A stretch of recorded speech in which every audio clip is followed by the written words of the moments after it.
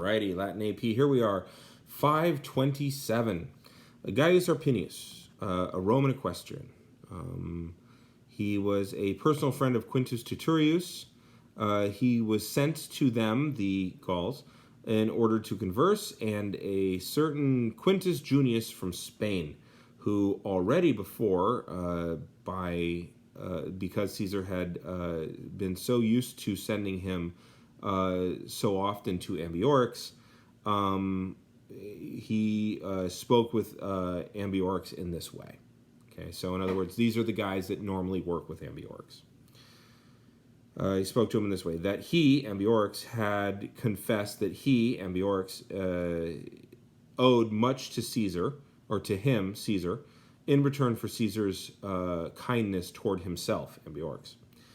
Because by his, Caesar's, efforts, he, Ambiorix, had been freed from having to pay a tribute to the Aduatuci, his neighbors. Because he, or because to him, Ambiorix,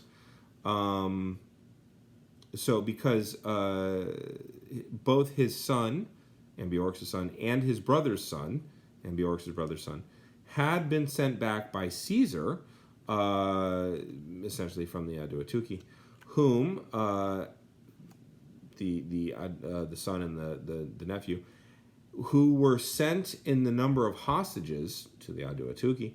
The Aduatuci had held themselves, or had held the boys with themselves in slavery and in chains. So the asking for hostages is not just a Caesar thing, it's a local thing. So in order to make sure that we make peace with you and that we keep paying a tribute, I'm going to give you my sons. And if I don't pay tribute, you're going to kill my son and my nephew.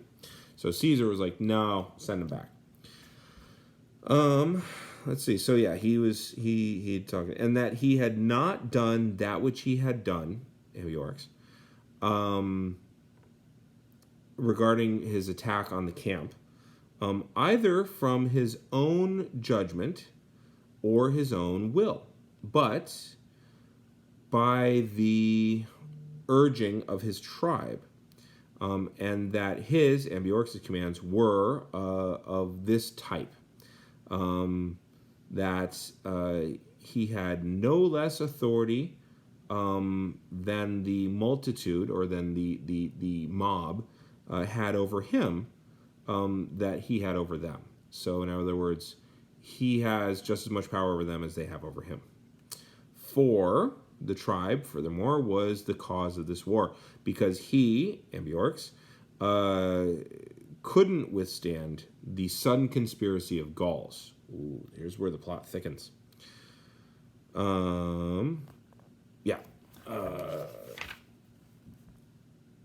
This he can prove easily from his own weakness, since he, Ambiorix, was not so inexperienced that in things that he, Ambiorix, believes that the Romans could be conquered by means of his, Ambiorix's, own forces.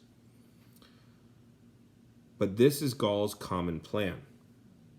Today, this was the day that had been decided to attack all of Caesar's winter's camps, so that somehow a legion would not be able to come to the aid of another legion. So if we attack them all at once, nobody's going to be able to mobilize and go.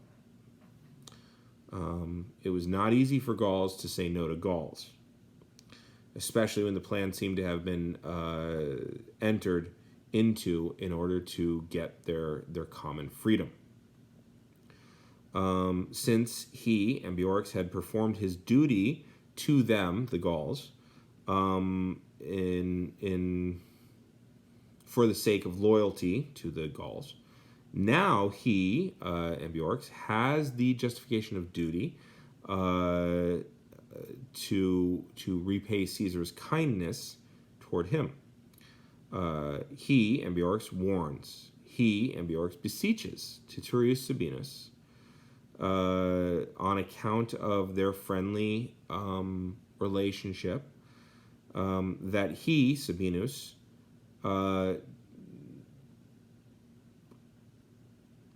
planned for his own, Sabinus's, and his soldiers' safety.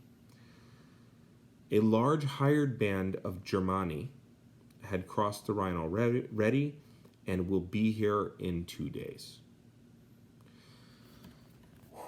So I'm telling you this so that you guys have a chance to react. Okay. It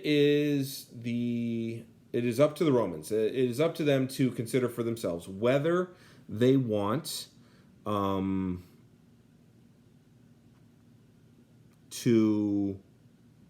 whether they think it's fitting before their closest neighbors realized it to lead out their soldiers, having been drawn through or drawn out of the winter camps, either to Cicero or to Labanus. He says, look, if you leave now, you won't arouse any suspicion. You can get to Cicero, you can get to Labanus.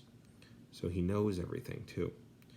One of whom was about 50 miles away from them, and the other was a little bit more, or was rather more.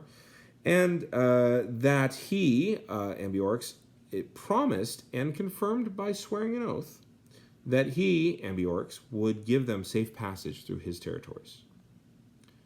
Now this thing, when it was done, or when Ambiorix offered this, both for his tribe and, or he's thinking both for his tribe and because it relieves them of having winter quarters, and it shows kindness back to Caesar, and returns a favor, and returns gratitude.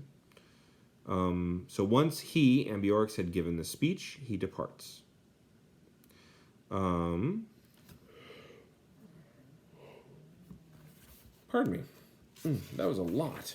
All right, so that's what Ambiorix says. Yes, I attacked you. I'm really sorry I attacked you. You could see that it wasn't really something I thought we would do, and I didn't have a choice. But now that I do have a choice, I'm going to tell you, here's what's going on. That's why I'm meeting with you. You need to get your men out of here quickly. Go through my lands. You'll be safe. You could either go to Labanus or you can go to Cicero. Either way, get there because you're going to need to relieve those men of what's happening to them because everybody's attacking today. All right, I'm going to hit the button.